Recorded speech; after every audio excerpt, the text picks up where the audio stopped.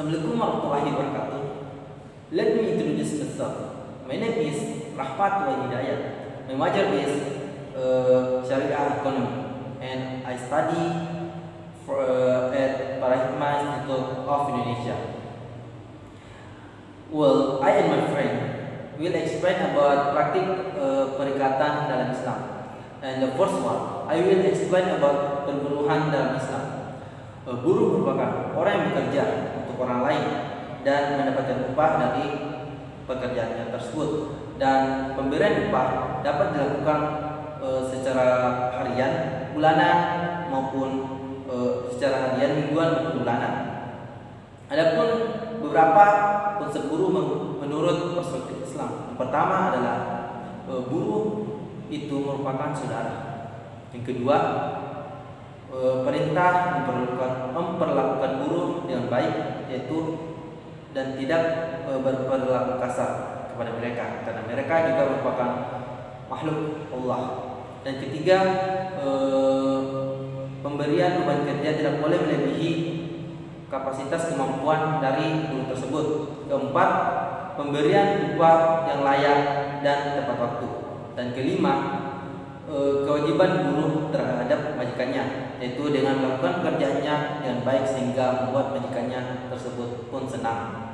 And the next explanation is perikatan dengan akad murabahah dan kas. Perikatan adalah hubungan hukum dalam hal harta kekayaan yang dimana terdapat dua orang atau lebih, di mana pihak pertama sebagai kreditur berhak atas segala prestasi yang diterimanya, dan pihak lainnya yaitu debitur berkewajiban untuk memenuhi segala prestasi yang diinginkan oleh sang kreditur tersebut.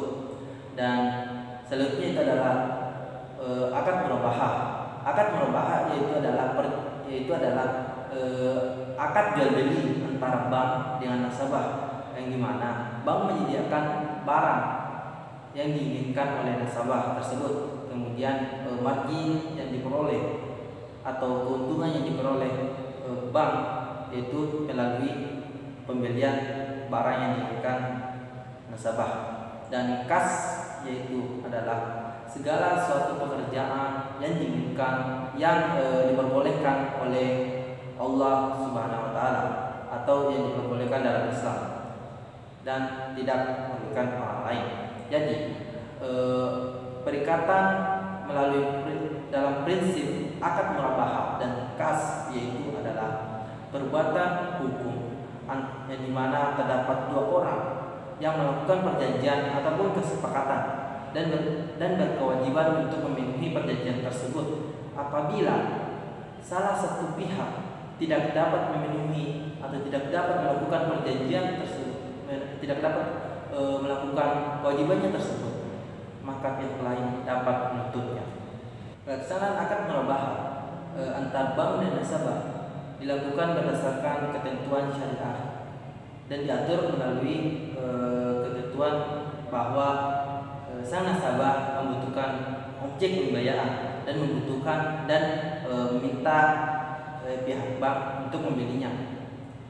Hubungan antar bank dengan nasabah dalam hal ini tidak lepas dari adanya hukum perikatan atau perjanjian di dalamnya. Demikianlah penjelasan dari saya mengenai perburuhan dalam Islam dan perikatan dalam akad murabahah dan kas. Selanjutnya saya serahkan kepada kawan saya yang lain. Before I explain my material, I will introduce myself. My name is Nur Asmi Aziza Damang. You can call me Asmi, and my major is Sharia Economic. And the first, I will explain about engagement with the sale and purchase contract and katib. Everyone in everyday life always doing the engagement, like buy the something and leasing and selling goods. All of them is engagement activity. In engagement with the sale and purchase contract, is the sale and purchase is an agreement when the first party give a thing of object and the second party pays the price to the agreed in the agreement.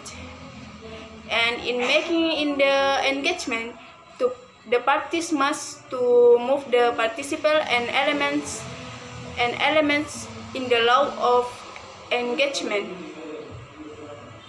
Okay, next I will explain about engagement with shirka.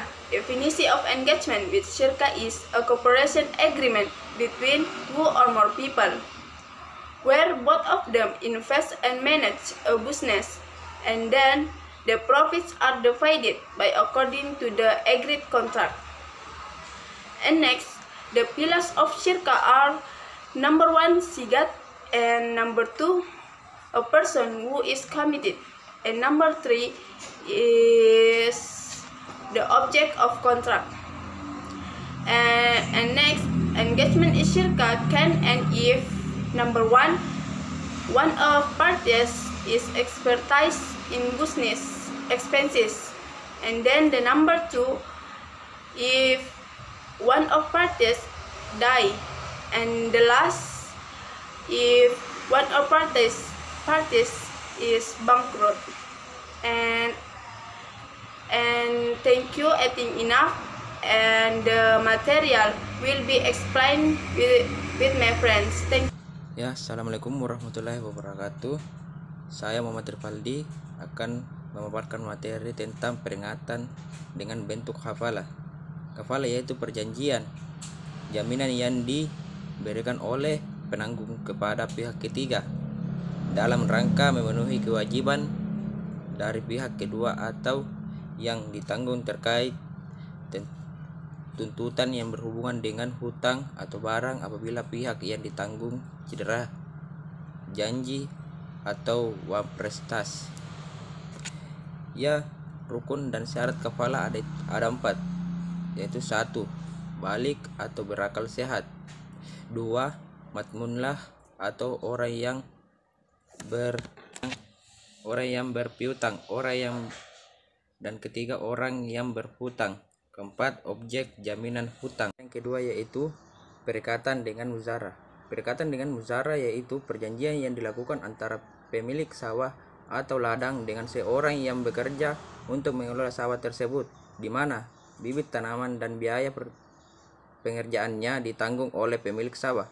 Kemudian pihak yang lain mengelola sawah tersebut dengan hasilnya akad dibagi sesuai perjanjian atau akad yang telah dilakukan sebelumnya. Berakhirnya akad muzarah ada 4, yaitu meninggalnya salah satu seorang yang berakad. 2, penyimpangan yang dilakukan penggarap dalam akad muzarah. 3, pemilik tanah atau lahan harus dijual karena adanya utang yang harus dibayar. 4, adanya uzur petani, misalnya seperti sakit. Demikianlah pemaparan dari kelompok kami dengan judul materi praktik perikatan dalam Islam. Kurang dan lebihnya mohon dimaafkan. Saya selaku perwakilan dari kelompok 9 mengakhiri dengan ucapan wabillahi taufiq wal hidayah. Assalamualaikum warahmatullahi wabarakatuh.